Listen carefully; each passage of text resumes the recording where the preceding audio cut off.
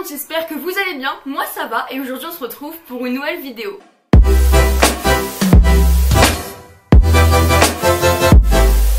Et aujourd'hui nous allons parler du bac. Je préfère faire une vidéo maintenant parce que c'est tout frais encore dans ma tête et je me dis que peut-être que dans quelques semaines j'aurai plus trop envie de parler du bac, j'aurai surtout envie de profiter de mes vacances. Mais le bac est terminé depuis maintenant très peu de temps parce qu'on est mardi 26 juin à l'heure où je filme cette vidéo et j'ai fini mon bac le vendredi, sachant que je suis en ES, je suis en vacances depuis très peu de temps et je me suis dit comme une sorte de récap pour vous, pour voir un peu à quoi ressemble le bac et pour moi en guise un peu de souvenirs. Ce serait sympa de faire une sorte de récap de toutes les épreuves que j'ai vécues, voir un peu si c'est cohérent, si le ressenti que j'ai maintenant sans connaître mes résultats est le même quand je les aurai en ma possession. Alors comme je l'ai dit, je suis en terminale ES. L'an dernier j'ai passé les épreuves anticipées de français, donc l'oral et l'écrit. J'ai aussi passé l'épreuve de sciences et l'épreuve de TPE. J'ai trouvé quand même l'écrit de français que c'était le plus compliqué. Les sciences, je vous avoue que j'avais fait mes fiches tout au long de l'année, donc j'étais très zen pour les sciences et je me rappelle avoir vraiment tout revu en un week-end seulement, donc ça s'était très bien passé au niveau des révisions de sciences. Et l'oral, vraiment je me suis mis une pression de dingue, j'avais vraiment tout appris par cœur. On avait 25 je crois fiches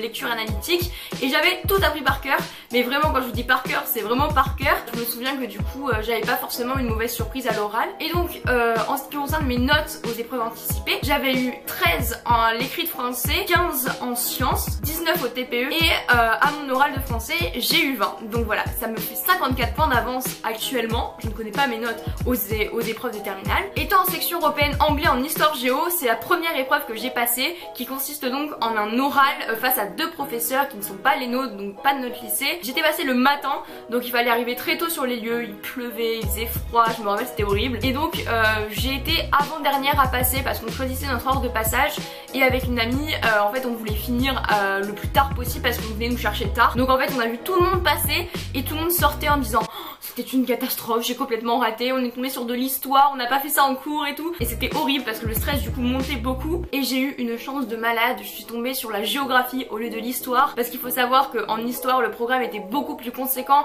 et beaucoup plus précis parce qu'on s'intéressait vraiment à un événement en particulier. Et donc je suis tombée sur la ville de Londres, donc la ville de Londres je connaissais. Je me rappelle que l'alarme incendie a retenti pendant mon oral du lycée où j'étais. Et là c'était le gros stress mais ça m'a permis de me détendre un peu, de respirer. En ce qui concerne la semaine de bac, alors du coup quand j'ai fini l'oral d'euro il me restait 20 jours avant le bac et donc j'avoue que j'avais pas vraiment commencé à réviser avant. Ne reproduisez pas ça à la maison, vraiment prenez-y vous le plus tôt possible parce qu'en fait j'avais vraiment blindé sur l'oral de Sciences Po Paris que j'ai passé une semaine avant mon oral de section européenne et donc comme j'avais vraiment bossé à fond Sciences Po Paris je m'étais pas du tout concentrée sur le bac et pour moi c'était secondaire et donc je me suis retrouvée à 20 jours du bac.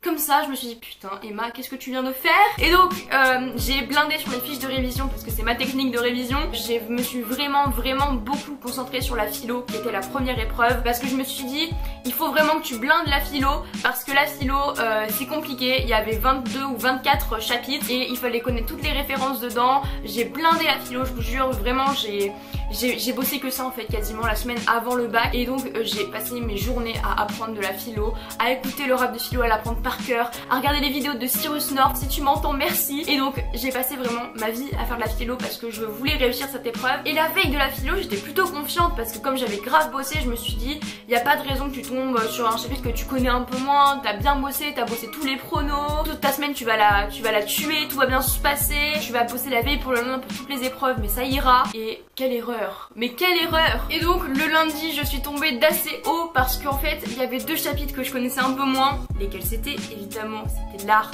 parce que c'était tombé l'année d'avant et la vérité. Et c'était quoi?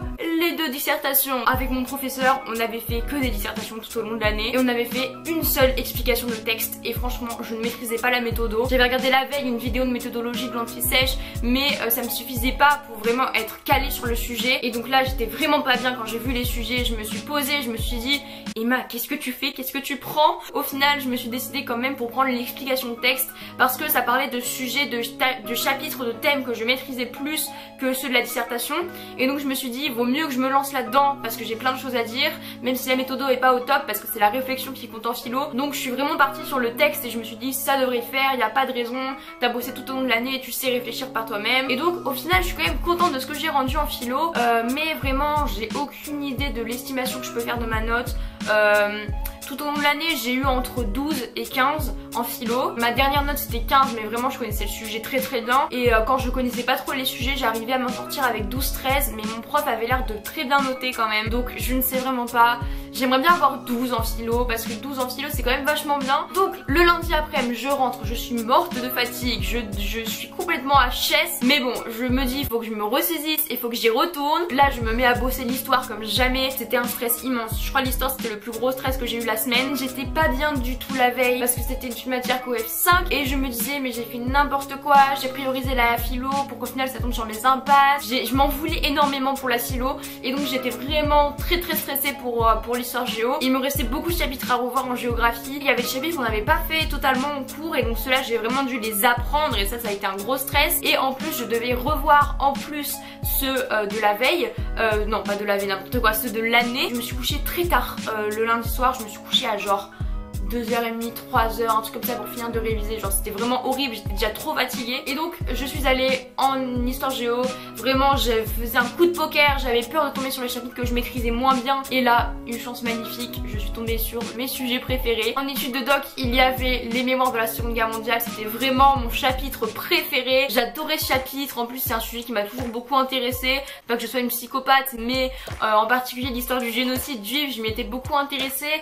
Et j'avais même fait un mémoire sur le retour des juifs des camps de concentration en 3ème. Enfin vraiment j'étais calée sur le sujet donc j'étais ravie. Et quand j'ai vu Simone Veil j'étais encore plus ravie parce que j'ai l'impression que cette femme me porte chance et que enfin voilà une grande femme pareille, c'était super de tomber dessus et le sujet était trop intéressant. Et en géo on est tombé sur inégale intégration des territoires donc c'était une chance mais géniale parce que c'était vraiment un des chapitres que je connaissais le mieux. C'était juste donné, je connaissais le plan par cœur, j'avais même fait un schéma à la fin parce qu'il me restait du temps. Et franchement l'histoire, je suis très confiante parce qu'en général quand je dis que je réussis en histoire, je m'en sors plutôt pas mal. En histoire, franchement, je pense avoir au moins 16, donc on verra ça au moment des résultats. Ensuite, le lendemain, c'était l'anglais. L'anglais, j'avais pas du tout révisé, j'ai juste revu des connecteurs logiques. Je suis arrivée super confiante en anglais. En plus, celui qui a eu l'idée de nous mettre l'après-midi de sorte qu'on puisse dormir est un génie. Donc j'ai eu ma seule nuit complète de la semaine du mardi au mercredi. Mardi soir, au lieu de réviser l'anglais, j'ai un peu révisé la SES en prévision de jeudi. Et donc je suis arrivée en anglais, le sujet...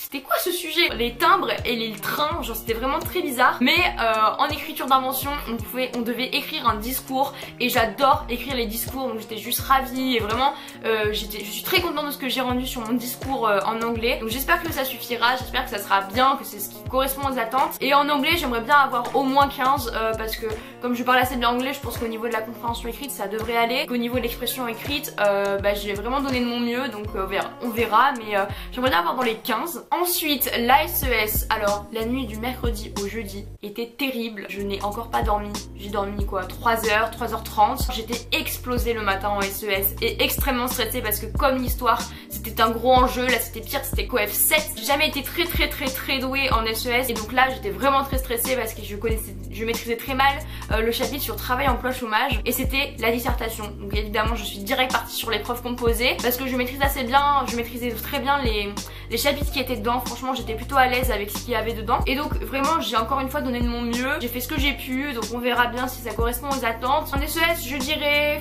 si j'ai 13-14 ce serait vraiment génial, j'aimerais bien avoir cette note là. Et enfin le vendredi, alors le jeudi, la nuit du jeudi à vendredi j'étais très sereine, enfin pas sereine mais genre j'avais extrêmement hâte d'être à vendredi après-midi pour être libre et libérée et ça m'a vraiment motivée. Au départ j'avais pas prévu de beaucoup réviser du jeudi au vendredi mais en fait je me suis dit donne-toi à fond pour avoir aucun regret, revois tout pour être sûre de tout connaître pour les maths parce que les maths vraiment me stressaient, j'ai pas trop révisé l'espagnol et je suis arrivée en maths et là ça a été la pire épreuve pour moi, genre vraiment je pense que ça a été l'épreuve où j'ai le moins réussi. J'étais vraiment confiante et il y avait des choses que je connaissais peut-être un peu moins bien mais j'en avais pas vraiment eu conscience quand j'ai révisé la veille, je pensais être calée sur tout et là je suis arrivée, premier exercice, les lois normales, je ne savais plus faire et là ça m'a perturbée pour tout le reste de l'épreuve parce que je pense que l'exercice sur 5 points, le premier si j'ai 1 c'est un miracle parce que j'ai tout embrouillé. Ensuite l'exercice de spécialité parce que c'est ma spécialité les maths, oui coef 7, ça s'est plutôt bien passé, la spécialité était très simple et après on a eu un QCM qui s'est plutôt bien passé pour moi aussi et on a eu le dernier dernier exercice que j'ai un peu bâclé parce que j'avoue j'étais en retard vu que j'avais passé beaucoup de temps à essayer de trouver les réponses de l'exercice 1. Je suis pas très confiante, je vous avoue, j'aimerais bien avoir 12 alors que je visais 17 de base. Donc RIP, rest in peace, ma note de maths. Je pense que c'est la matière sur laquelle j'attends le moins et c'est dommage parce que c'est mon coefficient 7 mais là... j'ai pas fait un truc de ouf, on va pas se le cacher. Et enfin, l'espagnol, un miracle de la vie, c'était magnifique. Je pense avoir extrêmement bien réussi parce qu'on avait 2 heures. Les 2 heures c'était donné pour un sujet pareil. Honnêtement, j'ai eu le temps de boire, de regarder le ciel, de regarder les autres, de respirer, voilà, de prendre mon petit temps, de faire de la respiration. Voilà, après tout, on a eu de la sérénité en espagnol. Le sujet était génial, hyper inspirant, ça parlait des livres, de la lecture, la compréhension écrite. J'ai eu le temps de me relire, je crois, 5 ou 6 fois. Donc je pense qu'il n'y a vraiment aucun moyen que j'ai fait une erreur. L'expression écrite, j'ai vraiment donné de mon mieux encore une fois. C'était pas donné mais c'était super intéressant, super inspirant. Et je me suis vraiment sentie très à l'aise et c'était la meilleure façon de finir le bac. J'aimerais bien avoir au moins 17 en espagnol parce que honnêtement je vous jure, ça s'est super bien passé.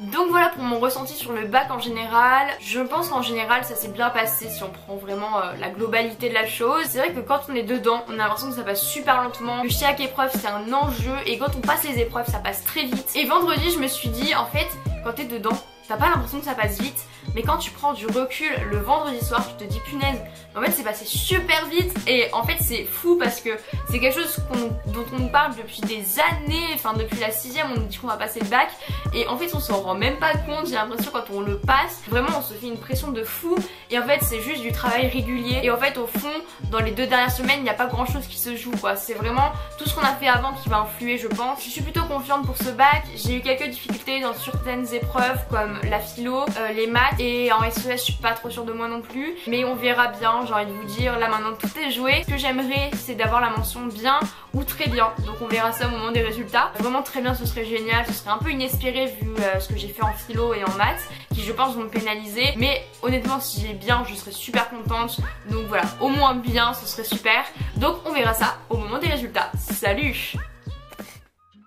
Ok, on est de retour, nous sommes fin juillet et ça fait un long moment maintenant que j'ai mes résultats du bac. Ils sont ici en ma possession, je ne tourne pas trop parce qu'il y a mon nom, mon adresse, mon numéro, on va éviter d'être au courant de tout ça. Et donc je les ai en ma possession et je vais donc vous dire les notes en comparaison de celles que j'avais énoncées juste avant. On va faire dans l'ordre de la semaine comme j'ai fait pour vous raconter les épreuves. Alors philosophie, j'ai eu 17, je ne comprends pas comment c'est possible. C'est vraiment, je crois, l'épreuve pour laquelle je suis plus surprise de ma note parce qu'honnêtement c'est tellement loin de ce que j'avais imaginé dans ma tête parce que c'est une matière littéraire donc c'est hyper subjectif et je me disais ça va jamais plaire ce que j'ai écrit, je suis vraiment partie en freestyle, je donnais tout ce qui me venait en tête et je pensais vraiment pas que j'aurais cette note donc je suis vraiment trop contente. En histoire géo je vous avais dit que je le sentais bien, j'ai eu 19 donc je pensais pas que j'aurais autant mais je suis vraiment trop contente parce que c'est ma matière préférée et c'est là où j'ai eu la plus grosse, la plus haute note donc voilà je suis contente que ce soit proportionnel. En anglais j'ai eu 18, en SES j'ai eu 16, c'est ma plus basse note des écrits que j'ai passé de la semaine.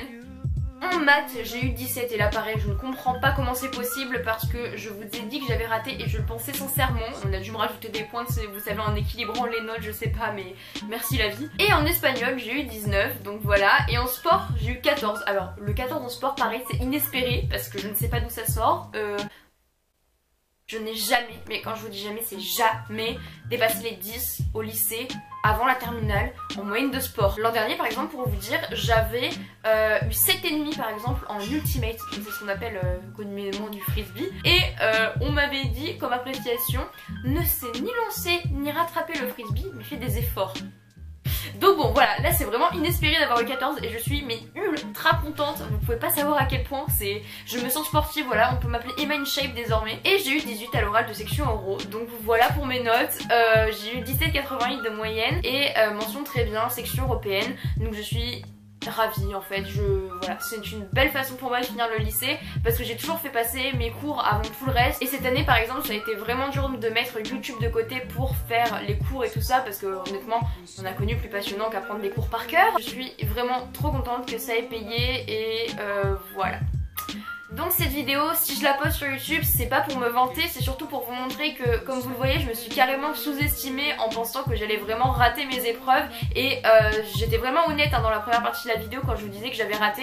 Je disais pas ça pour faire la meuf qui dit qu'elle a raté pour ensuite réussir. Honnêtement, j'y croyais pas et je vous jure que quand j'ai vu mes notes, j'ai pas compris par exemple mon 17 en philo ou mon 17 en maths, c'était juste what the fuck. Mais c'est pour vous montrer qu'il faut pas vous sous-estimer, voilà, il faut croire en vous et il faut vous dire que ça va le faire. Si vous travaillez et que vous avez eu au moins 10 toute l'année, il n'y a aucune raison que ça se passe mal au bac et vous avez même peut-être des chances d'avoir de très bonnes surprises si vous travaillez sérieusement. Et voilà, je voulais vous poster ça pour vous montrer que il faut croire en soi, il faut être positif et il faut pas se sous-estimer. Voilà, il faut se dire qu'on n'est pas nul et qu'on peut le faire et qu'il faut y croire, et c'est qu'une semaine, c'est qu'un mauvais moment à passer, mais après vous êtes libre toute votre vie et vous êtes bien content après avec le relevé de notes. Donc voilà, c'est pour ça que je vous fais cette vidéo aujourd'hui. Donc voilà pour cette vidéo, j'espère vraiment qu'elle vous aura plu. Là je vous ai vraiment fait la vidéo sur mon ressenti des épreuves slash mes résultats pour voir le contraste entre les deux. Mais j'avais aussi comme idée, et parce qu'on me l'a pas mal demandé, de vous faire une vidéo sur les conseils pour le bac. Voilà, comment s'organiser, comment gérer le stress, comment voilà tout au long de l'année, comment faire en sorte de pas être dans le rush à la fin de l'année, etc. Même si ça n'a pas forcément été mon cas, je sais à peu près comment il faut faire, voilà, pour que ce soit pas trop horrible à la fin de l'année. Donc n'hésitez pas à mettre un pouce en l'air si vous voulez cette vidéo, si vous voulez donc cette vidéo sur les conseils pour le bac. Et sur ce, je vous remercie d'avoir regardé et je vous dis à très bientôt pour une prochaine vidéo. Salut!